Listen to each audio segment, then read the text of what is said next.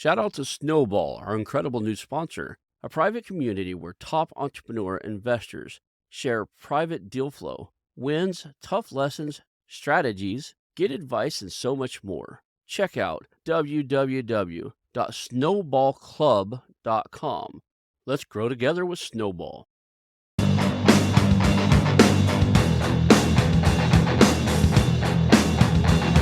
Hello, and welcome to the How to Exit podcast, where we introduce you to a world of small to medium business acquisitions and mergers. We interview business owners, industry leaders, authors, mentors, and other influencers with the sole intent to share with you what it looks like to buy or sell a business. Let's get rolling.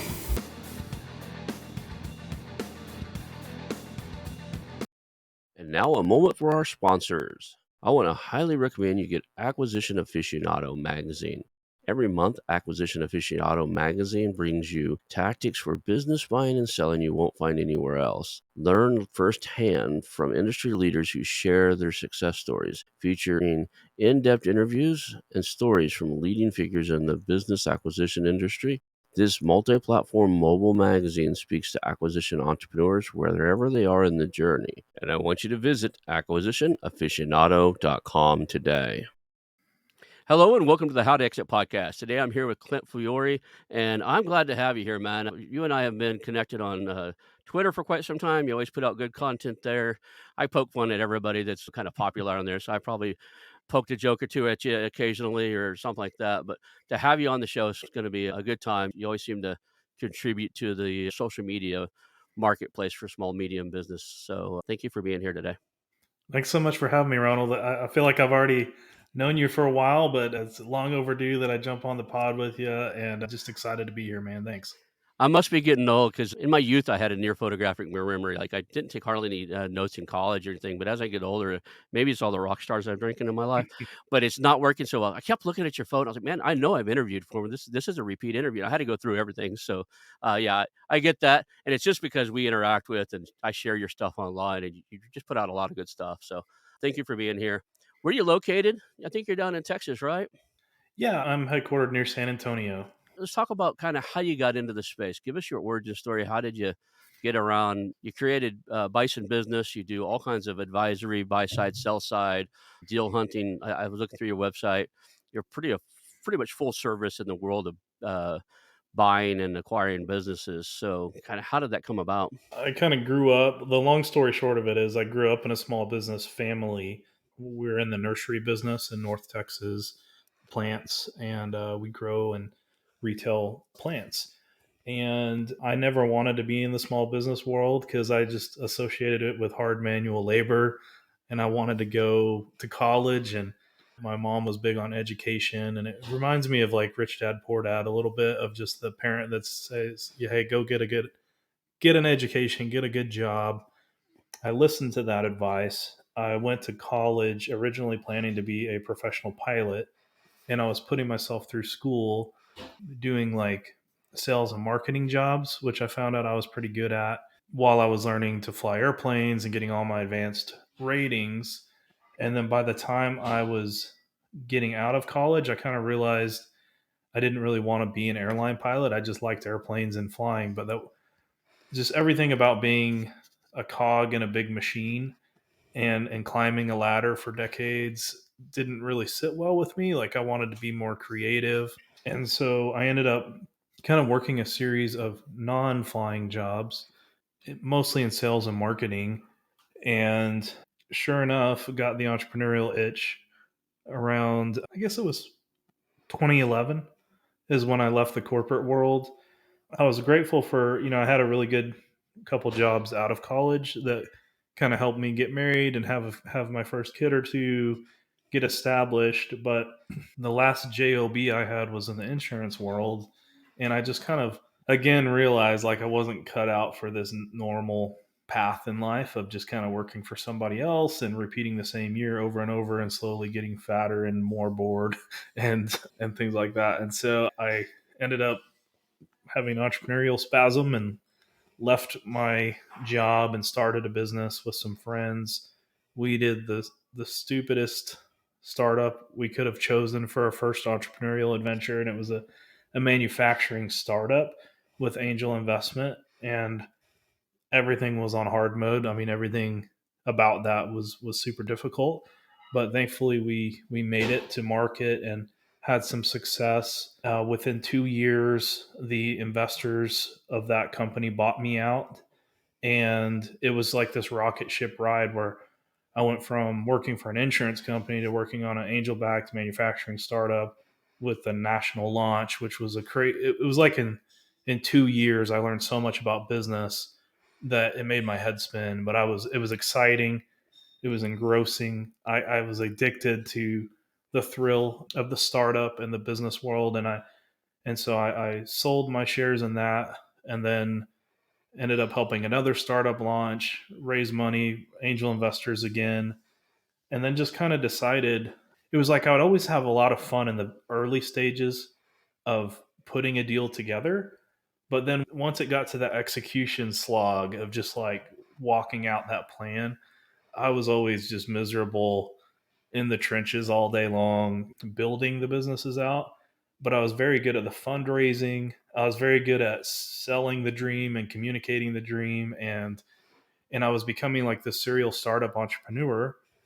And after about the second time, I started up an angel investment and sold a stake in it. I realized like, hey, I've got a wife and kids. This is a little too much drama to just kind of keep repeating this launch mode process over and over. And I was thinking, I need something. Like I need a way to pay my bills that's sustainable. And I don't want to go back to insurance. I don't want to go back to sales and marketing jobs. And it kind of dawned on me like I should just get like a boring business instead of one of these rocket ship tech enabled. Like what if I just got a franchise or something like easy that I could own and operate that's already established? And so I started searching, and before I knew any of the vocabulary of the space, I was like a self-funded searcher and didn't know it. I had my own capital, and I was looking to buy something, and that's when I started running into business brokers. That's when I was immediately unimpressed by business brokers. I was, I'd already bought a couple houses along the way. I was used to using the internet to find what I wanted to buy, and it's pretty easy to do that in housing and lots of other things. But in business, um, small business acquisitions, it was really hard. It was really hard to find people to take me seriously. It's hard to find the good opportunities. And I just discovered a very broken system with kind of like very behind the curve operators in the brokerage world. And after about 6 months of just striking out over and over again as a searcher, I kind of got so frustrated that I was like, man, someone needs to make this process better. And that's when it kind of dawned on me is like maybe I'll do one more startup, but this time do one that fixes this business buying struggle for lots of people. Because I knew if it was such a hard thing for me, it's got to be hard for a lot of other people to find and buy good businesses. So I started educating. I read every book in the space. I got every credential I could get in the space from these different organizations. And then after about a year of educating, I launched my brokerage, and that was in the summer of 2015. So now I'm 8 years into the journey, 8.5 years in or so, and it's like the thing I discovered that it's almost like felt like what I was created to do is I've always been like this creative person that likes putting the deals together. Every business deal is basically just a combination of a cast of characters, the buyer and the seller and their advisors, and a business and its team and assets in the middle and banks. And it's just like a big puzzle. And you can get in there and kind of build the puzzle to make sure everybody gets everything that they want figured out. And I just liked kind of putting myself above that playing field and moving the pieces around and then figuring out how can we make this work for everyone. And once I discovered this career path, I was kind of off to the races. And so ever since then, that's all we've been doing is we started as a Texas based sell side firm. So we were mainly representing Texas based companies that didn't have a successor lined up that needed to be marketed to the general public or strategic buyers. And we did that for about 7 years. And then in the last 2 years, since kind of we've had a relationship, I started storytelling about a lot of these adventures I've been on the last 7 years and everything I've learned. And I started writing, and that writing turned into like a bunch of mega threads on Twitter and things like that. And that kind of blew up my visibility. And from there we rebranded, and now we do not just Texas sell side work, but now we're starting to do national buy and sell side advisory. So we do work on both sides of the table now, and are taking advantage of that bigger audience that mainly started on Twitter, but now has expanded onto these other platforms as well. Yeah, I've seen that you've taken off on there. You've done really well on Twitter, and like I said, we were talking earlier, really provide a lot of great information. You were talking about having an underwhelming experience with brokers. I used to teach real estate investing, and I have a real estate background, marketing background, sales background. So we have a lot of similarities in there. But the joke was in the real estate world was always like, yeah, there's a reason the brokers are the most appropriate named service ever in the world because if you listen to them too much, you might be broker than you were when you started listening to them. It's just there's such a low and there's some really good ones. I don't want to pick on anybody, but there's such a low barrier to entry in both real estate and in even worse in business brokerages that you get a big mix, right? You get a full variety of just about anybody. In a lot of the states, there's no requirements whatsoever. So yeah, I've discovered there are good brokers out there. It's frustrating as a buyer because you don't know how to find them right off the bat, and so it's kind of the 80-20 rule in effect of, 80% I think are just kind of bad. Like they might even be hurting the process. They're not even helping their clients really. But there's 20% that are really good, that are adding a lot of value, that know what they're doing, that make your life as a buyer 10 times easier. They make your life as a seller 100 times easier, and just are true professionals that are masters of their craft. And so, if you're a seller, you definitely need to find someone in that 20% to represent you. But if you're a buyer, it's good to kind of know what attributes to look for to if you're dealing with one of the 80 or the 20. But sometimes if you only run into one or two ever as a buyer, you don't hit one of the good ones and you get a very bad taste in your mouth and a bad impression on all business brokers, which I think is ultimately feeds the stereotype and is a bit unfair It is, if yeah. you've never met one of the good ones. So that's something I've been doing along the way is I make a lot of fun of the bad ones and the way they do business, but I'm also trying to support and teach the general public about the value of the good ones and what the good ones can bring to the table. Do you think I think a lot of it has to do with the same thing as chiropractic and even dentists and doctors and stuff. Even if they're licensed and taught like, say they're a part of one of the bigger brokerages and they're licensed and there's certain training requirements, nobody's ever taken the time to teach them exactly how to be a good business owner, communications, responsiveness, all the different things you need to do to build and run a great business. So a lot of times they might have the skill to negotiate a good deal, but if they don't reply to your email for 7 to 10 days when they have a listing out, they get kind of grouped into that, must be a bad broker, right? Yeah. Uh, And there's even some very competent ones that can still have trouble with the responsiveness part. And part of that's just because like the the overwhelm of the imbalance between buyers and sellers. So let's say you get a good listing, a company that's making $1 million in EBITDA or earnings, and you put it out across all the major websites, Axial and BizBuySell and Buy and Sell a Business and all these different marketplaces, you're going to get hundreds of inquiries. And a lot of these guys, even the good experienced ones, like they don't have much of a team behind them. And so, they'll have 300 people go to their website and sign their NDA, but as soon as they've got two or three really serious ones that they like, they focus all their attention on those two or three, and there's two or 300 getting ignored and making it sound like, man, this person sucks and this that's what I was process. getting at. Yeah, like, you Yeah. don't know if they're any good or not because you never got responded to, Yeah. and it might have been something there was one here recently. I kinda have, like, about a five-day rule. If I email you on Monday and I don't have something back from you on Friday, I just move on.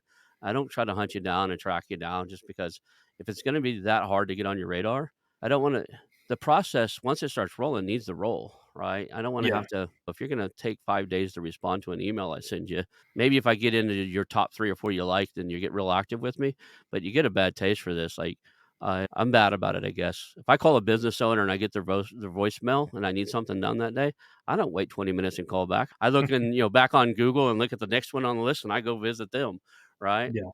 We're a nation of instant gratification, so maybe I'm not given enough leeway in the fact that I know they're overwhelmed. I didn't realize they're gonna get 2 or 300 inquiries for per good listing, but I get that because a lot of the listings, even on Biz Buy Sell and stuff, just by first glance are just not they're not that attractive, and the Mhm. good ones must get a lot of attention. Yeah, and so I think it's really on us as a group of brokers to really like the only way to really combat that is with a team and technology. You've got to use tech to streamline the process, automate the process as much as you can, but you can never fully automate it because this is a relational business. And so the rest of it has to be done by a team. And so I from the beginning with by like my first or second year in the business, I realized that, and I started hiring staff and team that works with me way sooner than a lot of other brokers do.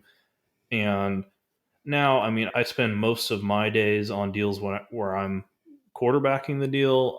I don't really work the initial aspects of the deal, so I'll have a team that filters those 2 or 300 inquiries and sets meetings with the ones that have filled out the NDAs and jumped through the hoops and had a preliminary interview with our team. And they'll kind of filter out folks to make sure they're a right fit before we get to me and the seller.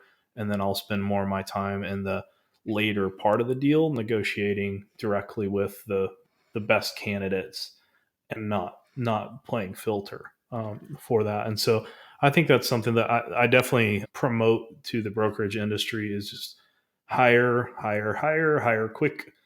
There's really no excuse, especially in the world we have today where you can have a distributed workforce, to not have good folks answering your phones.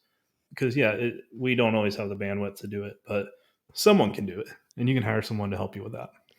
I haven't tried them yet, but one of the one I won't name the I'm not naming other brokerages and stuff here, but there's one of the brokerages out there I just learned that they've automated the front end quite a bit.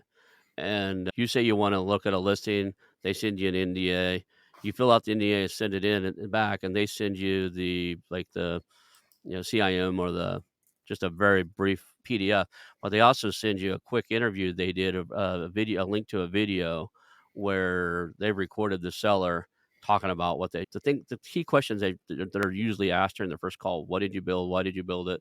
That type of stuff. And then if you're interested, you indicate you're interested, and then they get an interview, and you don't really talk to a human being until you're like, "Hey, I'm really interested in this." The reason I told the story is I've had the opposite where I said I'm interested. They send me some basic information. Then they send me 15 documents. I have to verify my income, verify my ability to pay, and all this other stuff. Like, I don't even know if I'm interested in this listing yet. Give me at least a teaser. Show me something that before I just start disclosing to you my personal finances in the world, show me that this thing's even interested in looking at. There's got to be something that's not super sensitive that says, "Hey, you want to continue with this one and you want to spend the time it's going to take to fill out all this stuff." Just like I said, so many listings out there are mediocre. Show me that this isn't a mediocre one. Show me it's Yeah. something worth listening to. There's definitely some room to improve the early on process. I think more brokerages and more services should automate the majority of it, but, Yeah. I'm gonna look through some of that. I know which agency I was talking about. I'm gonna try their process a little bit and try 1 or 2 and look at it, because if I'm usually able to say no after the first call with that seller, I may be able to filter through quite a few if I just see their video. What they Yeah, built, I whether love the video. I love the video aspect. Yep, I think there's a fine line to walk.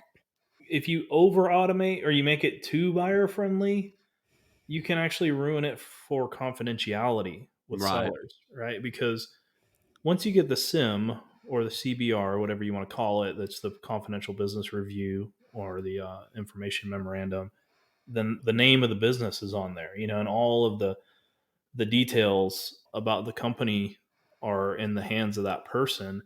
And like I said, if you've got 300 people kicking the tires on it, I want to filter them a little bit before they all get. I don't want to send the sim out 300 times. Right. That's too many people that are aware of the name of that business, where they're, the owner and the broker are working really hard to keep the fact that it's for sale confidential from the employees and from their vendors and from their customers. And so I think you got to find the balance of, and so I'm trying to actually do two videos, like one where it's just me Yeah. saying non-confidential stuff and sharing enough information that you need to be able to know it's in your industry that you like, the size range that you like, the geography that you want, and any of like the big issues that would let you make you say no to it right away. I'm Yeah. just going to say all that like up front in the listing and in my like sizzle reel video that's non-confidential that I'll send out to like our email list. But you haven't even signed an NDA yet because I want you to be able to say no before you even sign the NDA That would if be great. possible. Yeah. But once you sign the NDA, then I just want to make sure that you're a real person, and maybe not full financial diligence on you yet, but I need to like screen you a little bit before we send out the sim. I And so think if what I can I think what give, I would need to know, like, right off the bat, because like I said, I can say no pretty quickly after I've usually right after the first call with the owner. What I'm looking for and what most business buyers are probably looking for is the basic stuff. Is it a steady business, a growing business, or declining business? We all mhm, specialize in different things. I'm only looking for I'm not a turnaround guy. I'm 51. I don't want to spend 2 or 3 years trying to turn something around. Right? I want something that's steady and slightly growing or growing like hell, and I have to go raise some money because you want more for it than I've got laying in my coffers. I'm willing to go raise the money if you've got something that's growing that, worth a raise. But a lot of times people are selling something, it's in a decline, and they did better last year and they did better the year before. The owners, whatever reason, is not as engaged, illness or whatever. Unless it's like I've got somebody else on already there, they can turn it around. I'll pull the plug right then and there. I'm not a turnaround guy, right? mm, You've taken the plane, you're in the nosedive, and you're like trying to hand me the yoke. I'm not even that good at flying. It's my mindset is you run this thing for 30 years and you got it into a nosedive, and I'm going to come in on a day one and turn around. That's really me inflating my own ego a little bit. And there's a lot of buyers that do this. They'll say they think they can fix anything. mhm. I'm not that guy. I don't want, I probably could, I don't want to. That's not what I'm looking for, though. I'm not looking to fix somebody else's problem. So that sizzle reel, if you just basically said, this company is in San Antonio. It's been around for 15 years. It's got 50 plus employees. It's in, I'll pick a random industry. It's in the concrete industry. It's growing year over year, slower than it has in the past, but it is still growing. Employment stable. Customers are stable with no concentration of customers across, revenue split pretty evenly across them. You got to see this thing. Then I'm in. But a lot of the CIMs and the stuff I said, they're just missing those pieces. I hear what you're saying. I think there's a frustration on the other side of the table by brokers with everybody and their dog says, "Well, I'm not sharing that with you," or, "Well, I don't have that liquid, but I can get it. I can get money." And like we don't know who's real and who's not real because everyone says they've either got it, but I'm not going to fill out your thing, or I don't got it, but I can easily get it. And like we've been around the block so many times, we roll our eyes a little bit at that. And so I think there's a balance of, if you want to stand out from the pack as a buyer and be the top favored buyer on a good deal represented by a broker, I think you should at least make an effort to show that you've got down payment strength. And Okay. so maybe it's not opening the whole kimono and showing your whole real estate trust world and all that, but most brokers will tell you kind of how much cash down it's probably going to take to get into that business. And if you can just show that you've got it in cash, or a brokerage account or something that's quickly able to turn into cash, then you're going to go top of the pile as a buyer versus ones that we've got to trust that your Yeah, uncle or I buddy or show I whoever is show going to come through. Yeah, I owned it on a few where, like, they had enough information out, I knew I was already interested, but a lot of times you're filling out these things because something slightly intrigued you on a biz buy sell or something. There's not enough information there to really know anything, and then when the NDA comes with that, with right off the bat wanting verification, it's like, I'm not even sure I'm interested yet. Like, you gotta Yeah, there's a it's a balancing little act. different. Yeah, I think what's different than real estate, I think when you're a real estate buyer, your net worth and your portfolio strength plays a huge factor in your favored status as a buyer in the real estate world. But in the business buying world, it's more about the liquid down payment and the skills and resume that you bring to the table, because we're thinking about, all right, if I'm going to take you to the seller, I don't want you to embarrass me. I want you to to have a good background that says to me you're capable of running this business. You've got some entrepreneurial experience and you've got the liquid down payment. But I would rather have a light net worth buyer that has a good down payment and a good resume than the super rich buyer that doesn't have that's just thinking that I can buy this as a as another asset in my portfolio, but I don't really know the first thing about it. And they're thinking more in terms of an investment. Like, I think that those folks are a little bit, even though banks like them, not SBA lenders. Like, Right. it's different. The SBA lending world, like, they're looking for the right person, not just the right balance sheet. They're looking for the right person who can fill the shoes of the outgoing seller. And so it's not all about balance sheet and net worth, and Yeah. it is about the right skills and match to the company itself. So show us down payment, show us the right resume and the right mindset that you're going to be willing to jump in and run this thing, and at least for a period of time until you raise up the management you need and are capable of running a business. Yep. That's going to make you most endearing to the seller and to the broker. Yeah, I always I tell everybody we teach some classes and stuff like that on in these private networks and stuff.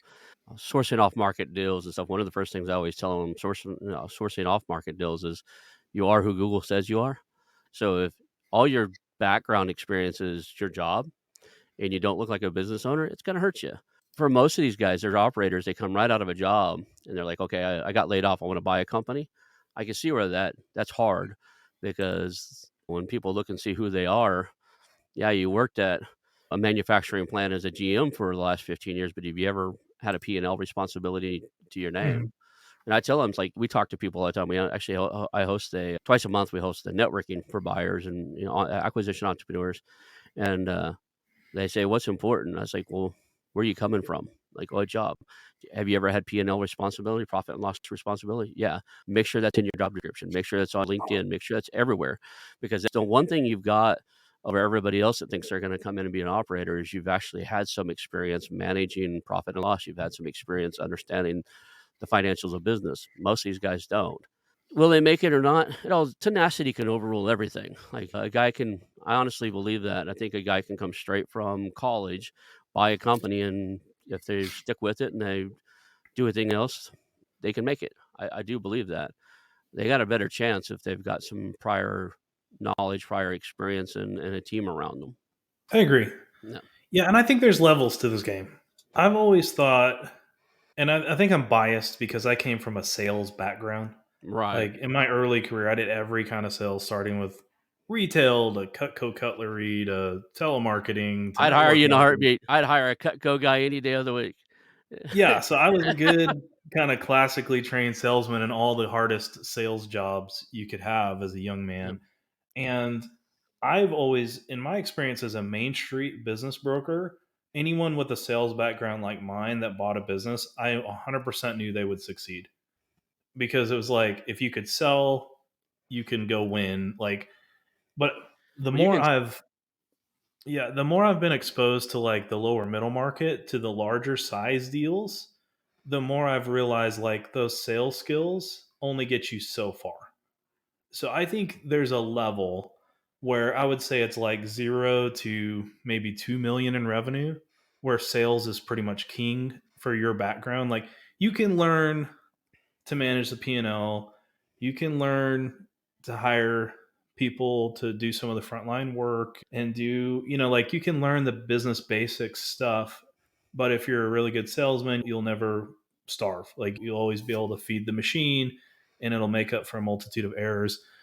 It reminds me of like someone that can run a 4.240 in football. Like, they're gonna be successful. because speed is the great, like it makes up for a lot of things. But when you get to that like 2 million and up revenue level, I think you start the people that really win are the people that have like management and people hiring and delegation skills, and those are more of a soft skills in the organizational skill set. And so it kind of depends. As I've learned the levels of this game, when someone's looking at a 5 million revenue business that's doing 1.5 million of EBITDA that has a management team, then it's not necessarily the crack salesman that might be the best leader. It might be someone that's got more of the CEO maturity and people leadership skill set that's going to crush it the best in that role. So yeah, I think that could be a good piece of advice for your listeners. Just evaluate your skill set, look at yourself in the mirror and be honest about what am I bringing to the table, and find a business that's size wise and industry wise and case by case business wise that can benefit the most from what you bring to the table, and that's going to help you stack the odds of success heavily in your favor.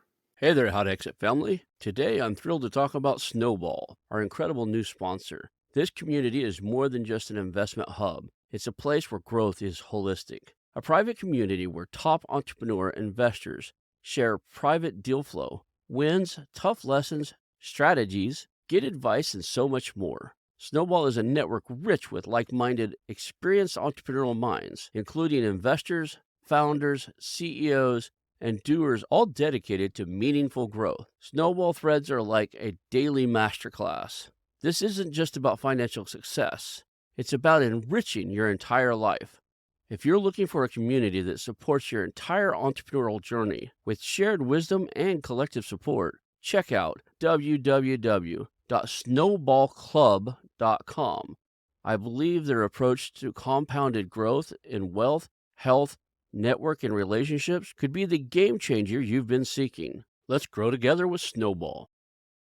If you look across the different industries, like we're talking about buying and selling small to medium businesses, if you take a step back and you go starting businesses, look at the VC route, even they have those same tiers.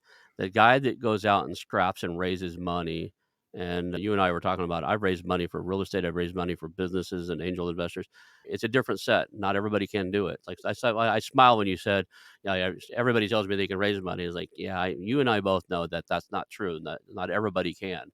You have to be a pretty decent salesman and you got to understand what the investor wants. So, but if you look at the VC world, a lot of times they actually swap out the CEOs through different phases. The guy that can shoestring it, raise the angel investors, get the first round of funding is very often not the same, very, very rarely is the same CEO. They can take it from I'm funded to I'm profitable. And then depending on the industry, there's a spot between $5 and $10 million in revenue where they end up having to switch it out again, where now you need an Mhm. operator in there that knows the day-to-day operations and knows how to manage a CFO and a controller and other executives. So those positions change. You have a few rare unicorns out there. Facebook and Oracle and those where the CEO founded and ran it all the way up to the top. Even Larry Page and the other guy that helped him to do Oracle, they stepped out of the way for a while because they knew they weren't the right ones. They came back in after they've been mentored and coached and trained. If you really look what they did, but that's a very keen observation you've made. How does a buyer? What kind of self assessment do you think these buyers should go through? Like, I'm a big fan of like Ikigai, but that's kind of soft, touchy feely. I think it's not like I think the mistake is filtering by like ikigai or passion, of like the intersection of your skills and passion and what you can get paid for and what brings you joy. Like I wouldn't be Marie Kondo with your business search, and I would really start with the dollars and cents of it and your skills of it.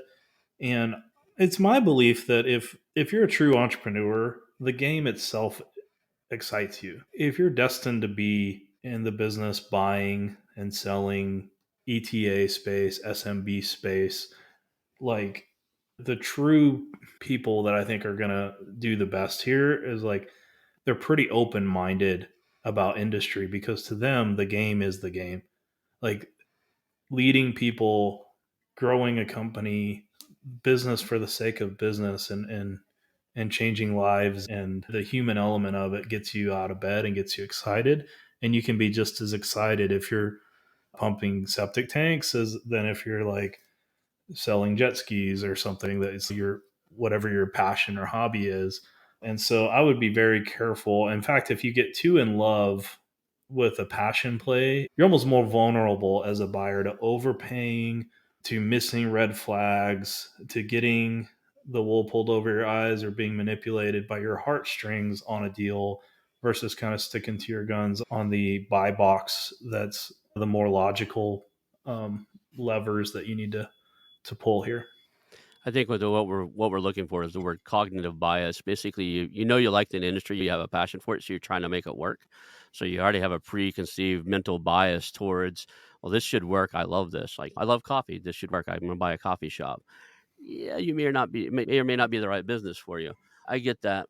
I like the game of the game, the game of the business mentality. Too many people like, I get too many people that come in, like, "Well, I've been in construction all my life, I'm gonna buy a construction company." It's like, "Cool, tell me about your history in construction." "Well, I've been swinging a hammer for 15 years." Like, "Okay. Have you managed construction workers?" "No, I hate them. 'Em. They're hard to work with." I'll give you a better even a better example. On one of our networking calls, a guy that had just graduated Harvard told me he was gonna buy a construction company. I was like, "No, you're not." And he's like, "What?" I was like, "No, you're not. You're too soft." And he's like, "Hey, that's rude." Like, he got snapped at me. I said, "See? That's one of the nicest you ever I grew up around construction companies. My dad was a painting and remodeler. It's a different world, right?" Yeah, I think you make a great point. Like, there's transferable skills, and I think that's what you got to be honest with is what Mhm. are my transferable skills? And so let me give an example like that. Like that construction worker, they might not be the best buyer for a construction company. They might be, they might not be, but just being around the rough and tumble construction crews and knowing how to push back and earn the respect and kind of get in the trenches with those guys is going to be valuable in a plethora of blue collar trades. So you're going to be able to earn the respect of any tradesman if you've been a tradesman and Yep. if you've had that blue collar experience in your life. And so that can be very handy. There's the nerdier buyers that maybe have a technical higher education background. Like a lot of my friends are aerospace engineers because I went to a college that has half of my university was aerospace engineers, and some of them reach out. They're bored at Boeing or Lockheed and whatever, and they want to go like buy a small business. They're super smart, super nerdy, and they know they've been kind of niched into aerospace. And so they're like, "Hey, do you have anything, Clint, that's like aerospace that's small?" And I'm like, "There's not like that's pretty rare. Like it's pretty Aerospace and small.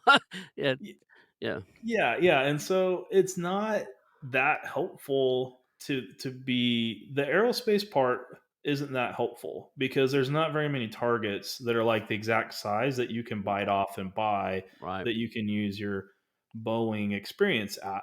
But there's a whole lot of companies that have technical engineering staff.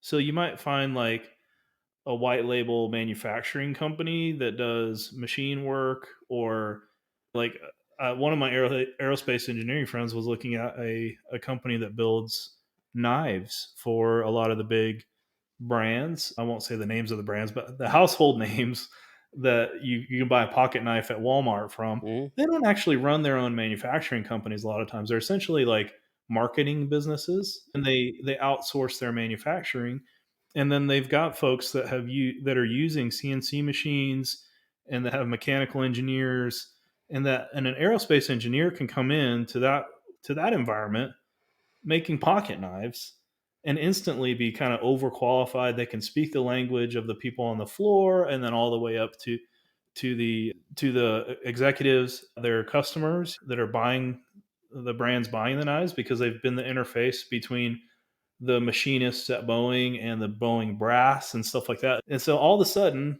it's not an aerospace company, but you can find something that has very transferable skill sets. Then you're the perfect owner for it, but it's in a totally different industry.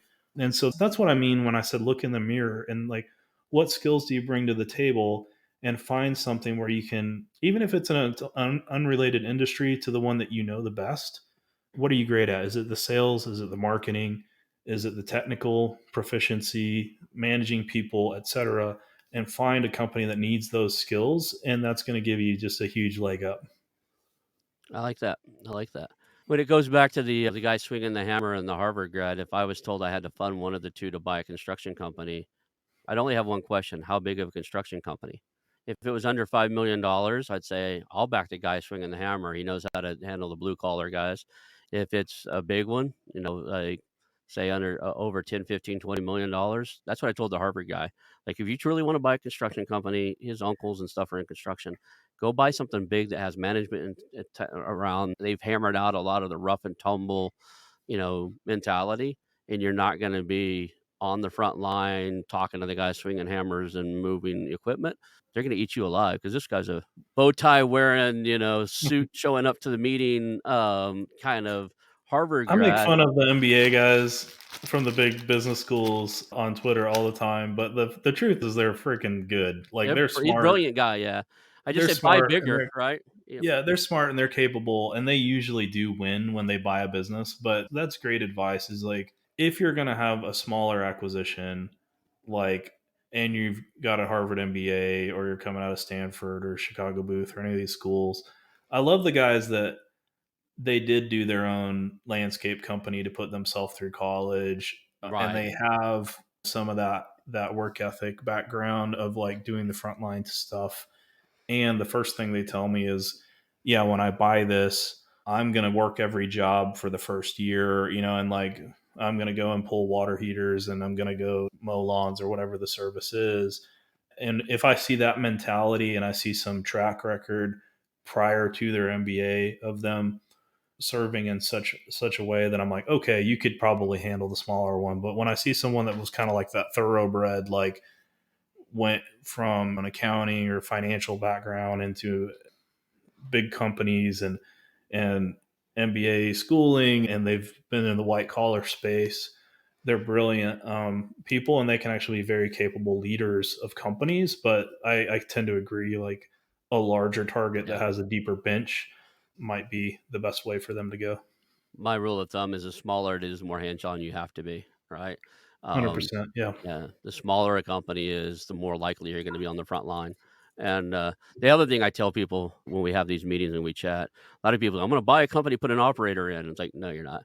Right? You're gonna buy a company, and if you just understand, yeah, you could, it's very possible, but it takes 12 to 18 months to do an executive search. Who's running the company while you get a good executive in? And, like, my big thing is I don't wanna buy anything that if I had to run it for 18 months, I would screw it up. So, and you gotta know your own abilities and your own thing. So I wouldn't go get an engineering firm that only had 5, a small one that maybe they're doing $1,000,000 a year, but they only had 5 employees, and I would be managing 5 engineers. I've never run an engineering firm. I've been a Yeah. software engineer before, like senior software engineer, but I wouldn't know how to lead those 5 people until I found somebody that could. But Yeah, you're very vulnerable if you buy in a space where you're not capable of running the company yourself in a pinch, and you're just fully dependent on the existing manager staying with you, or your friend that you're bringing in to run it staying with you and doing a great job. That's a risky proposition because you just don't know. The right, biggest mistake I made at the very first startup I did, the manufacturing company I told you about earlier, was I like I recruited my dream team at the time because I had a big check from an angel investor, and we wanted to go hard out of the gate. And so I was recruiting people that I knew from my circle, and I was like, "Hey, you're going to be CFO, you're going to be COO," and I'm like handing out titles, and I was handing out equity, and I thought I could feel it. Like, I thought, like, these are good people that I like, and they've got the right kind of background, and I just kind of was moving in faith that they're the right person. But I was doling out huge expectations along with chunks of equity, and half of them were absolutely the wrong people. And I didn't know that until we got in the trenches and started this very difficult execution process. And then what do you do when you've got a friend in there that's now an owner, that it dawns on you 2 in the morning when you can't sleep, like, I shouldn't have hired him. Like, oh, that was the wrong person. And so, yeah, like all these acquisition entrepreneurs, I would say, like, make sure that you're stingy with equity, that you're able to run the company and hire folks for fair market wages to do their specialist roles, and that you can get rid of them if they're not working out, and get the right people in there.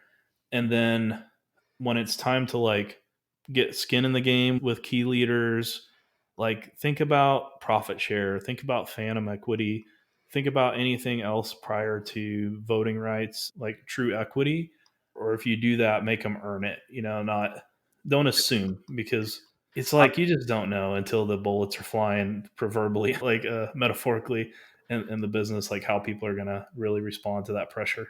I've done it recently in the last 3 years. We created a roll up where we were in a big networking meeting of all acquisition entrepreneurs. A lot of us were old CEOs, run companies, had $1 million companies, sold companies. We had a good array of people in the room, and we came up with an idea, and we said, "Who's in?" And about 10 or 11 rose their hand. 8 of them stuck together. We worked for 2 years, and it was like we had 8 CEOs in the room. It was a bad idea. I learned a lot of stuff from there. We picked up a couple cool things. We learned Mike Moyer has a book out called Slicing Pie. I absolutely love that model. Now everybody earns their equity based off their worth and how many hours they put in and what they contribute.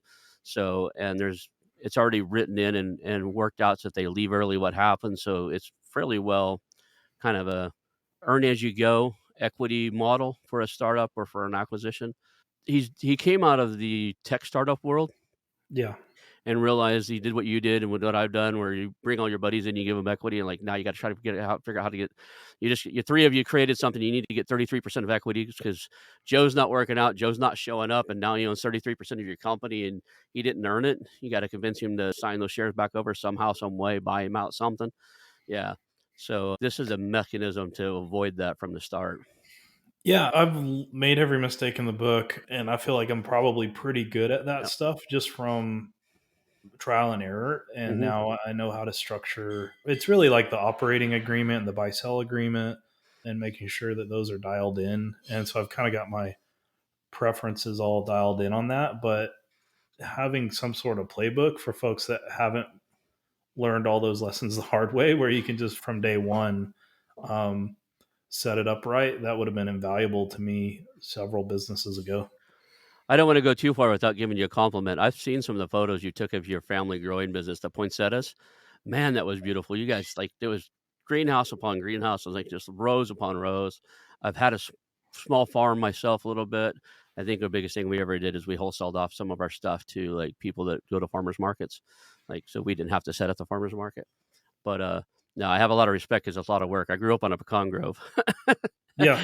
It's a lot of work to do anything in the farming realm. One of the things I evaluated was buying a tree farm, and the wife's like, "You're too injured and too old. Don't do that. It's more work than you're like, I'll get a forklift if it's trees. I'll move them around on pallets.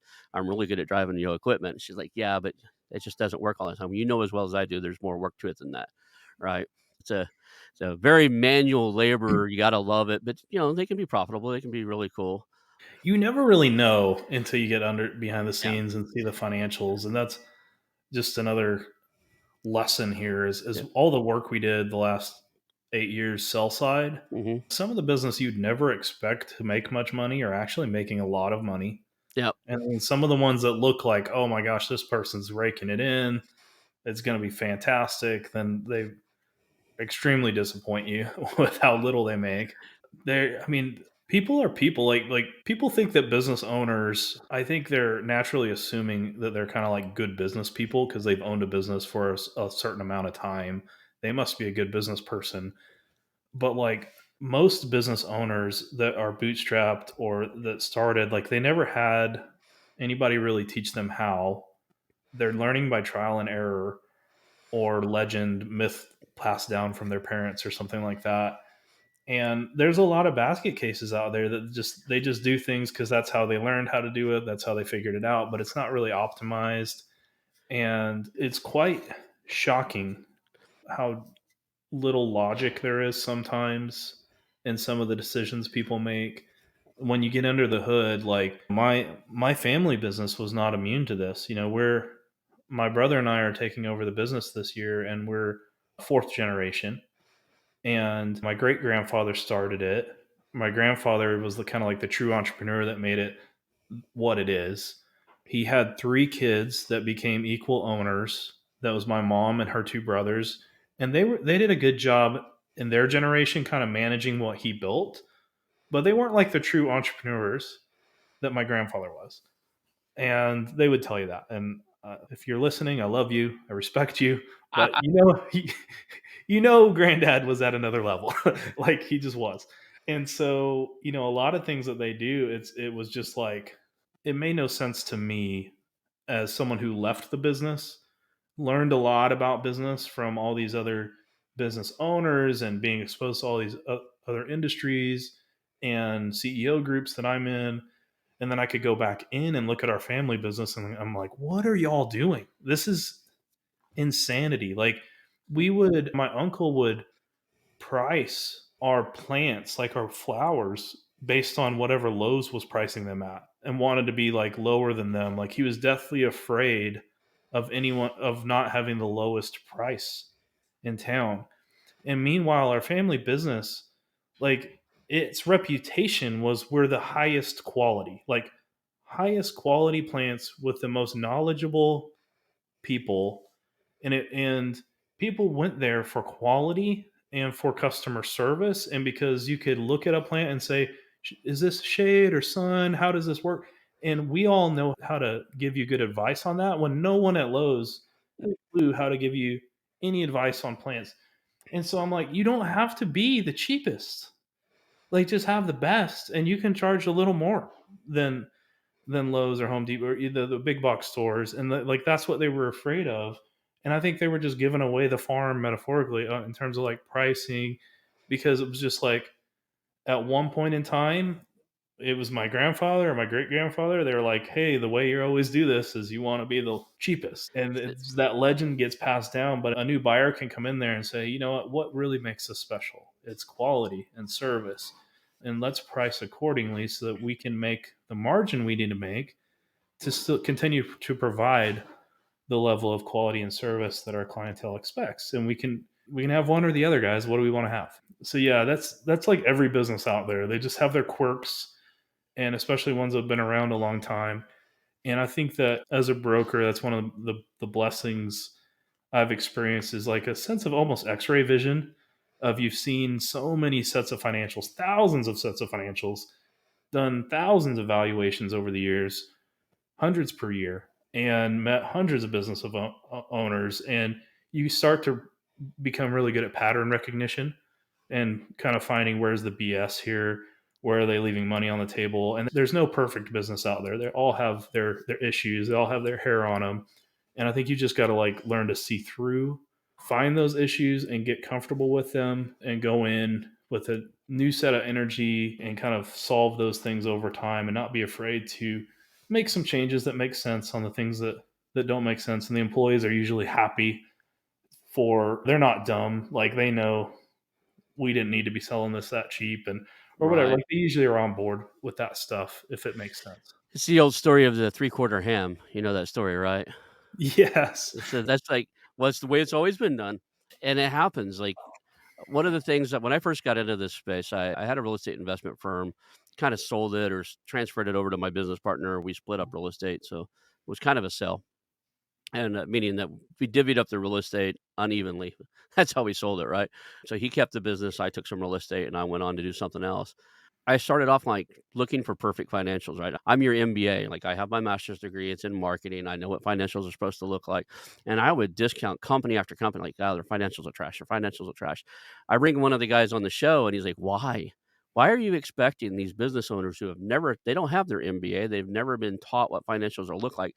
They've only done the only reason they've ever even put anything in a spreadsheet or financials is they have to do it for the IRS. They wake up every day, they go to work, and they're hoping they can pay their employees and make enough money to be comfortable in their lives.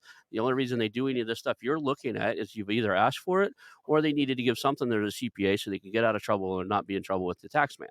And some of them are really skilled financially, but their only skill is proving to the IRS they don't make any money. Exactly, right? And, yeah, that's like when you do get financials, they spent a lot their entire life trying to, like I looked at a concrete plant who they owed the IRS $976,000 now because they got that math wrong, but, you know Yeah, so if you're that financial whiz that's a buyer, sometimes you'll be more successful if you don't try to like correct the business owner, teach an old dog new tricks that they're not going to learn. And sometimes it's a garbage in, garbage out thing where like you get a whole batch of ugly historicals where they're writing off everything and running through all their personal life's expenses and everything but the kitchen sinks a deduction. The foolish way of the really smart people that have finance backgrounds is to kind of they try to put on their green visors and be the forensic, try to figure out the true story of what really happened with every little thing here and make sense of not of the nonsense, but it still becomes a garbage in, garbage out problem. Where if you have that finance background, if you can just go to a first principles thinking and say, just zoom out, okay, and think, what am I trying to buy here? What am I trying to buy? And if you realize a business is basically just most of these deals are asset sales, and so you're like, I'm buying a good name. I can verify we've got all these good people working here. I can verify that there's revenue. And so like sometimes if you can just throw the P&Ls in the trash or the tax returns in the trash and go straight to the bank records, the Yeah, credit card statements, the point of sale system, verify revenue, go to the payroll system, verify payroll, go to the vendors, verify the cost of goods. And yeah, you're almost there, right? Now you can just go and think of what are all the expenses that I'm going to have electricity, right? I'm going to have insurance, right? And you start thinking through those things. And you can almost reconstruct once you trust the top line numbers, which is pretty easy to verify. You can see the money coming in, then you can reconstruct your own P&L and be like, if this person had just ran this thing super clean and had only the people, the cost of goods, and the necessary business expenses, what is the true earnings power? What should this company be making?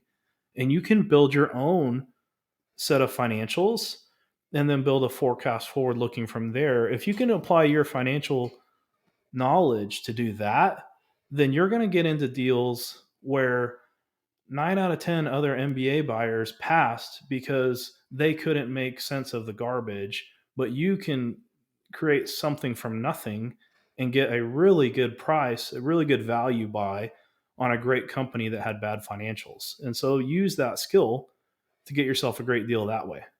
I like it. I like it. So, we're getting late in the time here. Let's talk about what do you need? What can the audience do for you? Is there anything that you got going on? Anything we could support you in your business? Yeah, I mean, I'm easy to find. So my name is Clint Fiore, CLINTFIORE. Most places, including Twitter and Facebook, all the social networks, at Clint Fiore. And my company is called Bison Business. It's bisonbusiness.com. And we do full service, sell side advisory. The most valuable thing you can do is bring me someone that's ready to sell their business and needs a broker they can trust to value it right, package it right, and market it. And then we have thousands and thousands of buyers that have great relationships with us, that trust our analysis, that trust our opinion on these companies. And so we'll do a great job. Sell side's always been our bread and butter. Um, so bring us sellers. We'll work anywhere in the nation. We're typically like 2 to 20 million revenue range companies is kind of our sweet spot. Yep. Bigger than that, it's probably a little too big for us, and smaller might be too small. But if they're in that revenue range, that's really where we'll do a great job, and that's where most of our buyers are looking. If you want to join our buyer network and get aware of our deals, just make sure you go to our website and sign up for our early notice email list, or you can go straight to probablyagooddeal.com, which is the name of our newsletter, which is kind of a fun name, and sign up to get notice of our deals. If you're a buyer, that's just, you can't find anything on our website or BizBuySell or anywhere else that fits your profile and you're frustrated with striking out, we have a search program to kind of help people build an off market list of targets and work that for you. It's called the Search For You program. And so if you go to bisonbusiness.com, you can learn about our search services. And then we also do buy side advisory. So if you find a deal off market or with another broker and you just want someone on your side of the table that can help you evaluate, negotiate, project manage, help you get the deal closed. Like we do that as well. It's called Buyer Sherpa. So those are the three main things we do. We help people sell businesses, we help people find businesses, and then we help buyers walk through their first deals as well. So any of those you need, feel free to help us out. But in general, just for education and social hanging out and let's get together and shoot the breeze and talk business deals, just make sure you find me on social media at Clint Fiore. But absolute pleasure to have me on, Ronald. Really appreciate you, man. I appreciate it. It was really good. We'll call that a show. I want to announce our new channel partners, the ITX Marketplace. Since 1998, ITX has created $5 billion in value by selling more than 225 IT businesses in 20 countries. ITX works exclusively with IT-enabled businesses generating between $5 million and $30 million who are ready to be sold, and M&A decision makers who are ready to buy. For over 25 years, ITX has developed industry knowledge that helps determine whether a seller is a good fit for their buyers before making the match. ITX Mergers and Acquisition Marketplace we have partnered with has a proprietary database of 50,000 plus global buyers seeking IT service firms, managed service providers, Microsoft service providers, software as a service platforms, and channel partners with Microsoft, Oracle, ServiceNow, and the Salesforce space. If you have an IT-enabled business you're ready to sell, I want you to visit the itexchangenet.com/marketplace. How to exit. That link will be in the show notes. Visit them now.